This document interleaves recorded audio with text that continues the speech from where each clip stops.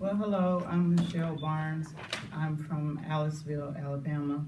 I do a lot of things. I've been an LPN for over 20 years. Been a minister since 16. So to the schools and working with special needs kids and in assisted living homes and nursing homes and private homes.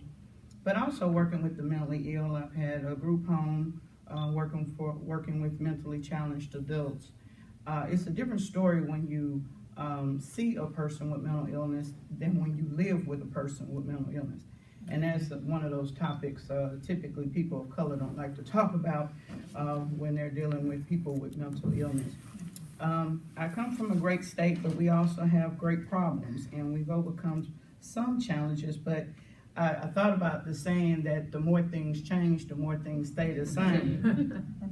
And we've had a terrible history of oppression and discrimination through denying civil rights. It was a big struggle, 50s and 60s, just for people to have the right to vote. Some of you are familiar with Bloody Sunday, people that just wanted to do a march on a walk to Selma with Dr. King that wasn't allowed. That was stopped with hoses and dogs and just a whole lot of things now that we can't even really conceive of for the right to vote.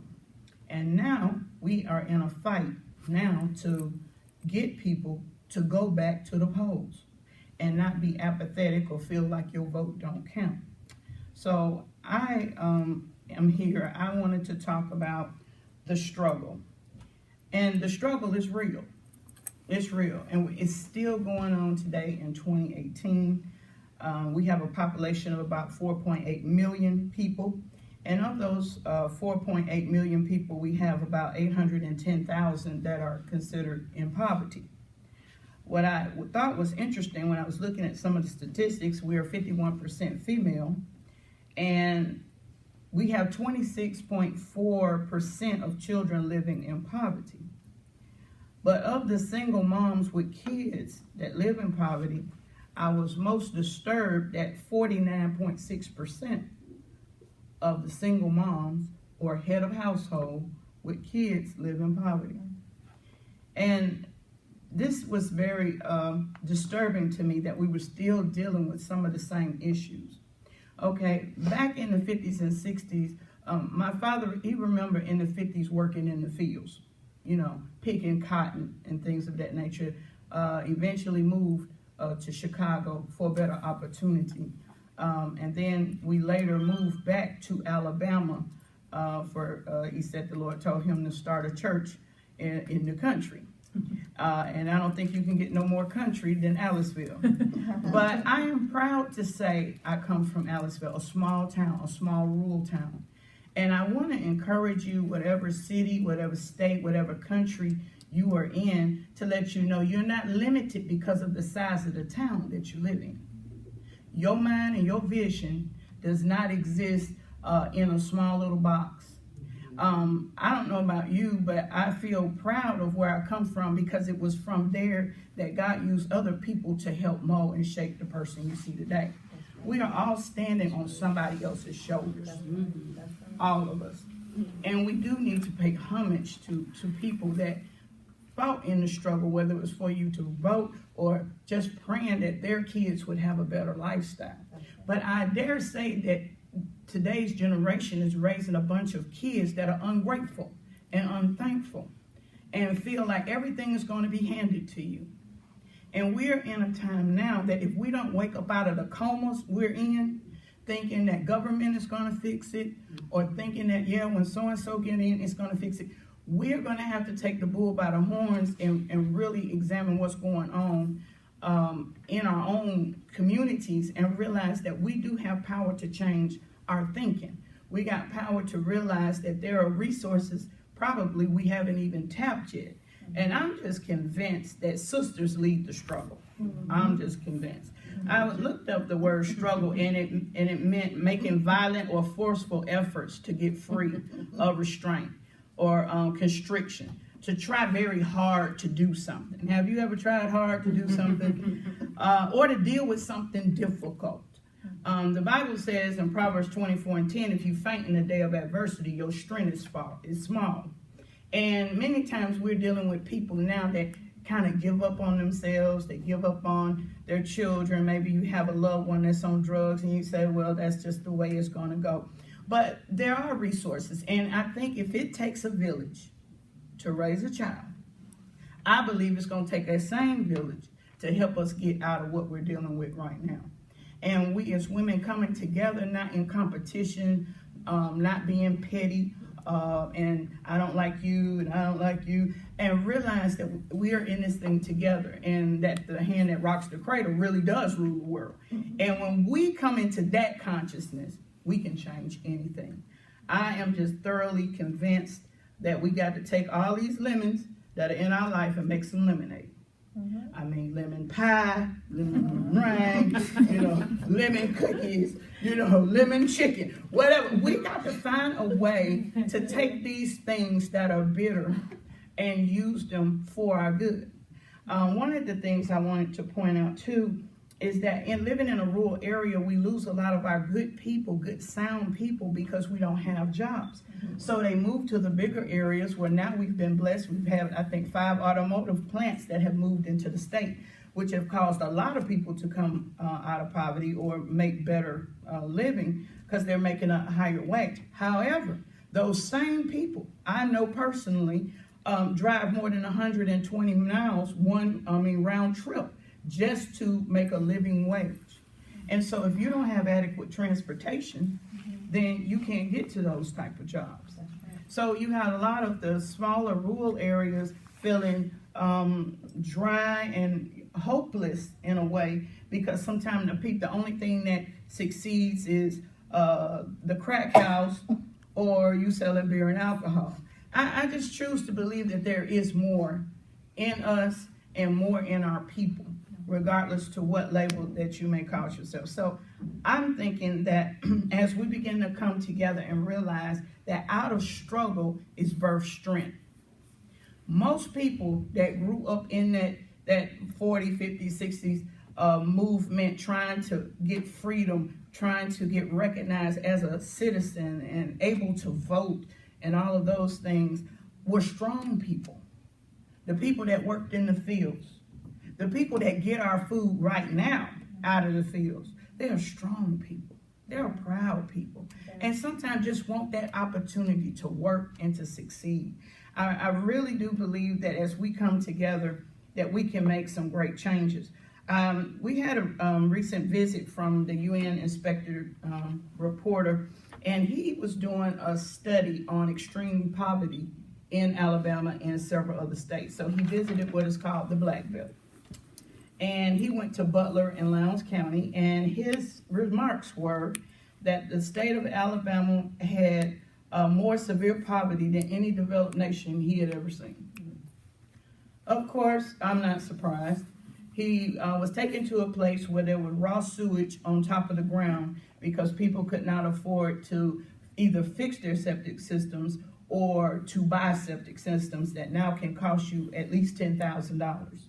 If you get $800 a month, please tell me how you're going to pay $10,000 for a septic system. It's not going to happen. So when you're in the country, they just run a field line and away from the house. But what happens is it develops cesspools. So they were getting diseases like E. coli and hookworm, diseases that are seen in third world countries quite often. But we're seeing it in Alabama. Why? Because we're still dealing with some of the same old things. And, it's time for some things to change. There is some things government can do, but I do believe we're going to have to change our thinking and realize that there is much room for improvement, but either we're going to be a part of the solution or we're going to be a part of the problem. And I just believe there's some movers and shakers in this room that, you have been born for a purpose, and that it is your job in your area, whatever that area is, whether it's education or nursing or ministry or however you serve in the community as just a good, hard worker, that there is something you contribute to the situation. And I do believe that it's more pluses than minuses. I just choose to believe that. So I have been in a position where I know what it's like to drive 100 miles a day just to have a decent wage. I know what it's like to want to go to college, and because you're driving 100 miles a day round trip, you have to get an earlier start than everyone else. I struggle going to school. I know what it's like to be hungry during the day, because if I put gas in the car, I couldn't eat lunch. You know, and when they was talking about food insecurity among college students, that's quite real. I know how that felt. But I felt so determined that I was willing to do that, to become a LPN, because I felt that's what I needed to do. So you were willing to make that sacrifice. And I think at this point, we're going to have to be willing to do whatever it takes to come up out of this. That's right. We got to come out of this. Learning how to invest, learning to be financially literate, also developing skills and going into markets where the money is. Yes, things have changed. Workers have lost jobs. But at this point, you're at a crossroad. And I know what that feels like, to have health issues or whatever's going on. And you're forced to make a decision that I need to make some changes. And I'm coming to learn that that's not necessarily a bad thing. It can also cause you to go to your second act, or get a second win to where you can go and do something else. Whether it's developing your skills, or maybe you can cook or bake, or starting a small business enterprise, there is something that you can do, and resources available if we would just tap in it and work together. And I think when I meant about that village of support, we need to support and encourage one another, that if you got the mind to do it, I really do believe there is a way. But sometimes you need somebody to say, you can make it, you can do it. Just a little encouragement to a child that seems to be acting out only because nobody's paying attention to him unless he's acting up, and say, I believe that one day you're gonna make some of yourself, you know. And I'm proud of where I come from, and I look forward to growth, but it's gonna take an awakening in our communities, to realize that we have a lot of power, more than we think. And if we could just come together and stop competing and being petty, and realize that if you go down, I go down too. And if we would hold one another up and strengthen each other, like at this table, the wealth that's just at this table and out in the audience is phenomenal. If we could just tap into that and find out, well, how can I help you? And how can, you know, you help me? And realize that we're in this together. This is a serious time. We cannot rely on government to bring us out. We're in the society of the caste system again, where you either the haves and the have-nots. And so the middle class is melting away and going poof. It's vanishing. So you're going to have to make a decision. Are you going to continue to stay in that bottom percentile, or are you going to start fighting to come up? And I'm not saying it's like it's not a struggle. The struggle is real, but so is victory. So is overcoming. Yeah, it's real. Yeah, but you didn't, you know, they said, well, Jesus said, the poor you'll have what you always. I ain't got time to go into all of that. But he didn't say you had to be poor. He didn't say that now. But some of us think that, well, I was born with nothing, so I'll die with nothing. Help us, really. we got to come out the coma. I just really think that as we awaken and realize the struggle is real, but yet victory is, overcoming is, we will overcome, and start speaking that to ourselves. We are stronger than what we think. And when you think about all the stuff you've been through in this room, the good, bad, and the ugly, it has made you who you are. That's right.